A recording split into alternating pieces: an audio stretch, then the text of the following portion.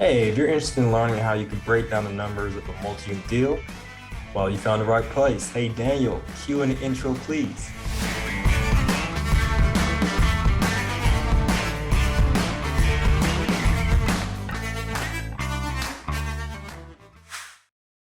Hey, how's it going, friend? Juan Pablo here. Now, on this channel, 100% Finance, we typically cover the three pillars to financial freedom, which are personal finance. We talk about credit repair and how important that is. We talk about funding, having a repeatable source of investment capital. So that way you can, which is the third pillar, real estate investing. So that way you can acquire multi-units and multifamily properties on a repeatable basis. Now, if you haven't done so already, make sure you like the video and subscribe so that way the algorithm can do its thing to provide you with additional videos to help you along your journey towards becoming financially free. Now, without further ado, let's dive into the topic. So what we're about to do right now, my friend, is as you see here on my screen, you might have seen some emails. So what we're going to do here, and by the way, if you see anything blurred out, it's just to protect our students' information. But what we're about to do is we're about to do a case study. Okay. Now you might see the setup might be a little bit different and the video might be different, the quality or the audio. It's because I'm doing this from my desktop. Okay. Because I've been having people reach out to me about, okay, Juan, investing in multi-unit sounds sweet and everything, but can you break down some of the numbers of a deal? Now I'll do that short and sweet for you guys on YouTube today. Okay, so I'm not going to go too in depth. All right, guys, let's take a look. So as I share, you might see something blurred out. It's just to protect people's identity, but let's take a look at this property first. All right, so this is one of our students' first deals. Now this one's a duplex for 88,900. And you see here, it shows the rents received 750 plus utilities, 600 plus utilities. Also shows the number of units, and we have some of the numbers right here that we want to use to analyze. We also have the gross adjusted income, the vacancy, the GOIs, the gross operating income, insurance, utilities, NOI, all that stuff. Okay, so this is the listing here.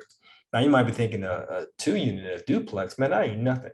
Hey, it's something for some, especially, you might be in a fortunate position, you might be well off financially, but there's some students of ours where that's not the case. They might have started off with bad credit, no money, but as a result of enrolling in a program, they were able to improve their credit, get access to capital, and their first deal that they were able to get a mortgage for might have been residential, 1 to 4 units. So they decided to go with the duplex. And it's based upon what's available in the market. So there's many other factors that come into this. So I don't want you to pass judgment thinking, oh, it's just a small deal. We've had students who've done bigger than this, right? It just depends on where that person stands financially just starting out. But at the end of the day, just like the game, I'm not sure if you ever played the cash flow one-on-one game by Robert Kiyosaki, by Rich Dad, where some people start off as a secretary, some people start off as lawyers. So the lawyers might have even higher income, but they might have a lot of debt that goes with it. But the secretary might start off with lower income, but she has little to no debt to pay. So she might have less expenses as well. So everyone starts off in different situations, okay? But the goal is to get to financial freedom. All right, so that's the duplex. Now let's get into, this is the closing settlement statement. So just to show you some proof here that this person actually closed on it. Now let's get into the numbers here. Okay, now I just want to show you this short and sweet. So it's a duplex, and here's the numbers here. But what we did from the listing, we just pretty much just copy and paste the numbers here. The rents, the vacancy rate, expenses, we add all that in here. The management, the maintenance, the NOI, the cap rate, meaning the capitalization rate. So we use a 10 cap to evaluate this property. So this property should be worth 100,000, but you see the seller wanted around 80 something thousand as the asking price, 88,900 to be exact. Now we put the numbers in here, the down payment 20%, estimated closing costs. We have some other costs here for the property. Okay, so we just put in our numbers. Okay, so I'm not going to go into depth about how to use this deal analyzer, how to make sense of the numbers. That's for another day. But here are the numbers I want to share with you. So this duplex is cash flowing or producing a cash flow of $370 a month. Cash or cash return, 17%. So these are some sweet numbers. The cash flow per unit is $185. So when I say cash flow, what I'm sharing with you is after all expenses, all debt service, all reserves are accounted for. That's when we break all the stuff down here, everything. That's the profit in your pocket. That's what I mean by cash flow. Okay, so it's $185 per unit, or in total $370 per month. So he also bought this with built-in equity because he bought it less than what it was worth, almost 12% built-in equity. So here's just a simple duplex, right, in which one of our students acquired, and he was able to cash flow nicely.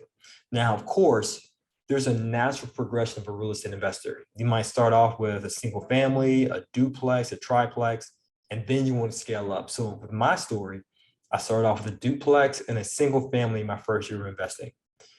The duplex, I used FHA because that was the only mortgage I qualified for at the time because my credit score was a 580. I cleaned it up with credit repair. Then I got it to a 620 and I was able to get approved for FHA mortgage.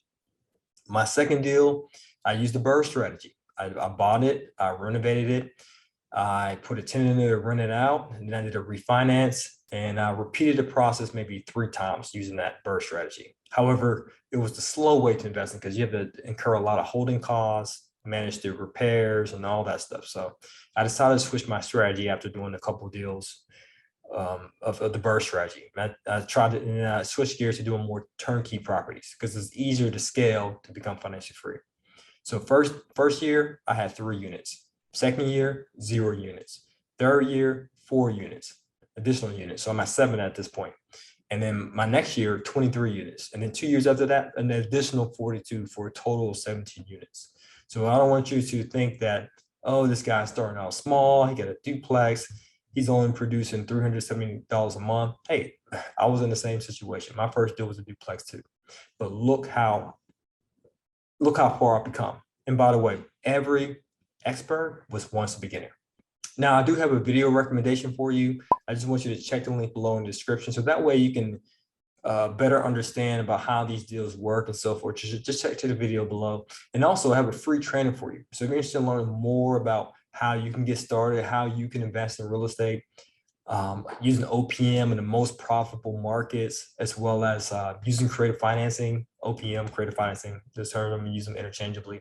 But if you're interested in learning more, check the link below in the description to learn more. So as always, guys, this is to your success.